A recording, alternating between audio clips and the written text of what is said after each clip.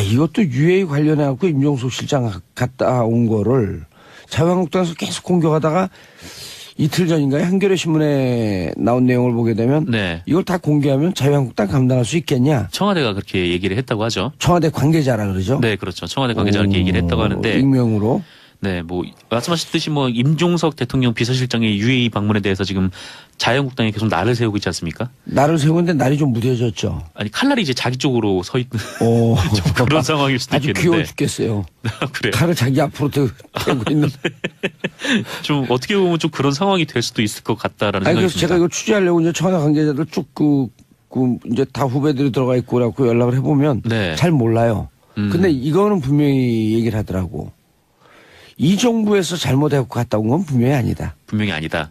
네, 이전에 그 SBS 단독 보도에 따르면은 예. 이명박 전 대통령이 UAE에 원전을 수출할 때 이면 계약을 했다라는 예. 그런 의혹 보도가 제기되지 않았었습니까? 이면 계약을 했는데 이제 그 군사적 동맹 관계 네. 아주 심각한 문제에 봉착할 수 있게끔 그렇죠. 되는. 이 군사적 동맹 관계는 뭐 국회 비준을 받아야 되는데 예. 뭐 그렇지도 않고 그냥 일방적으로 네, 이명박 정부에서 예. 그렇게 체결을 해왔고 그거를 또 박근혜 정부에서 뭐 조사를 했다 뭐 이런 내용들이 좀 나왔었는데요. 조사라고 뭐 계약을 좀 원점으로 돌리려고 하다가 유해와 관계가 틀어졌다. 그래서 네. 그거를 또 정리하러 갔다. 어쨌든 전임 정부에서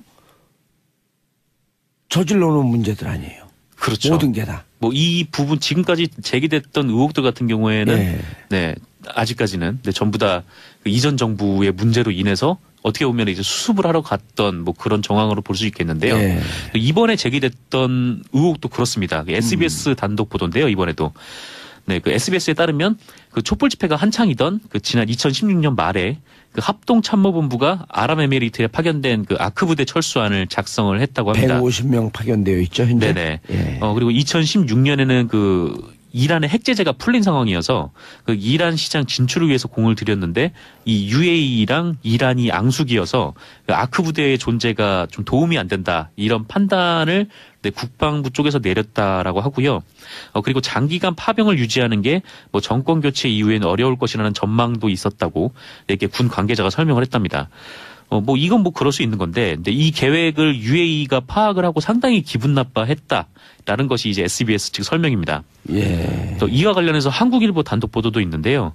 그 군이 문재인 대통령 취임 후에 예. 그 아크 부대를 2018년까지 철수하겠다 이런 보고를 했다는 겁니다. 그러니까 지금까지 파병을 계속적으로 이제 옹호를 해왔던 군이 이제 정권 기조에 맞춰서 이제 180도 다른 보고를 했다는 건데 예. 한국일보는 이 계획으로 인하여 그 양국 간의 관계가 악화됐고 그래서 임종석 실장이 UAE로 갔다 이렇게 보고 있는 것 같아요. 근데 이건 지금 자유한국당이 주장하는 뭐 부분과 어느 정도 좀 맥이 닿아 있는데 근데 SBS 보도랑 종합을 하면 사실상 이 계획 자체가 박근혜 정부 때 세워졌다라고 예. 볼 수 있는 부분이라는 거고요.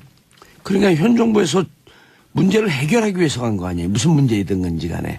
그리고 그게 국익과 관련돼서 노출시키기 좀 어려운 문제예요. 네, 노출시키기 아무래도 좀 어려운 문제인 것 같은데, 네, 뭐 그렇지 않으면 굳이 청와대가 이거를 숨길 이유도 없다라고 생각이 좀 그렇죠. 어쨌든 들더라고요. 청와대는 지금 숨기고 있었죠. 네, 계속 어느 정도 이게 좀 노출이 되면 안 되는 사안이라는 좀 생각이 드는데.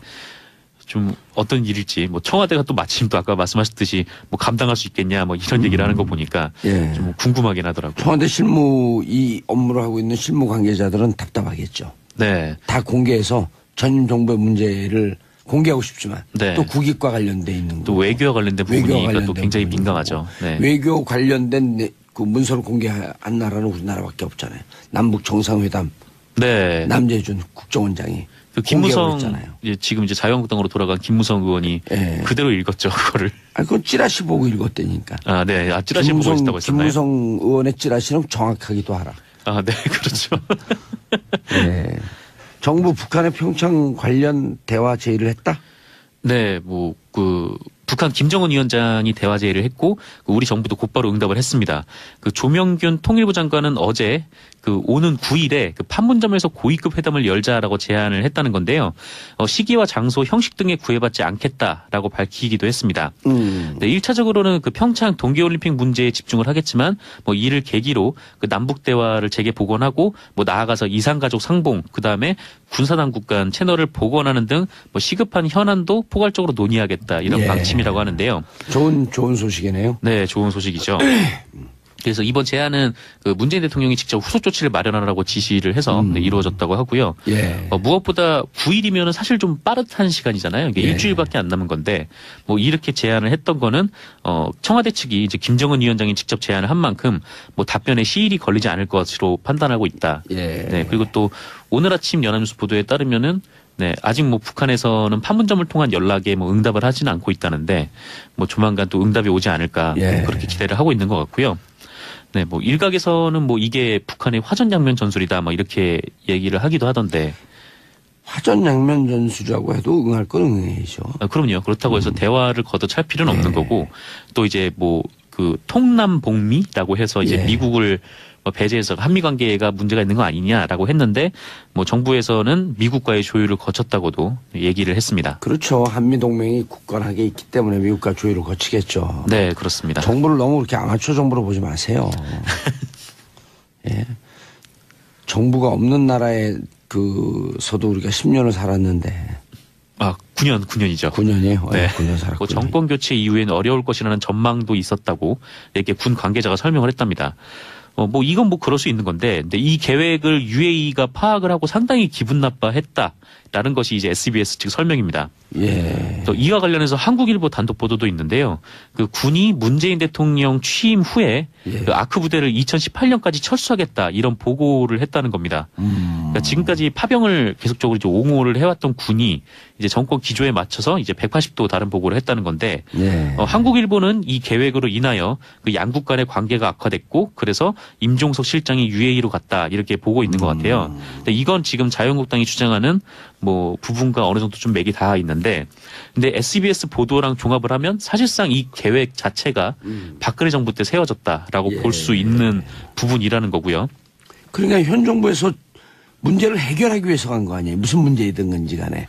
그리고 그게 국익과 관련돼서 노출시키기 좀 어려운 문제예요. 네, 노출시키기 아무래도 좀 어려운 문제인 것 같은데, 네, 뭐 그렇지 않으면은 굳이 청와대가 이거를 숨길 이유도 없다라고 생각이 좀 그렇죠. 어쨌든 청와대는 지금 숨기고 있었죠. 네, 계속 어느 정도 이게 좀 노출이 되면 안 되는 사안이라는 좀 생각이 드는데, 좀 어떤 일일지 뭐 청와대가 또 마침 또 아까 말씀하셨듯이 뭐 감당할 수 있겠냐 뭐 이런 얘기를 하는 거 보니까 예. 좀 궁금하긴 하더라고요. 청와대 실무 이 업무를 하고 있는 실무 관계자들은 답답하겠죠. 네, 다 공개해서 전임 정부의 문제를 공개하고 싶지만 네. 또 국익과 관련돼 있는 또 거. 외교와 관련된 외교와 부분이니까 또 관련된 굉장히 부분이고. 민감하죠. 네, 외교 관련된 그 문서를 공개한 나라는 우리나라밖에 없잖아요.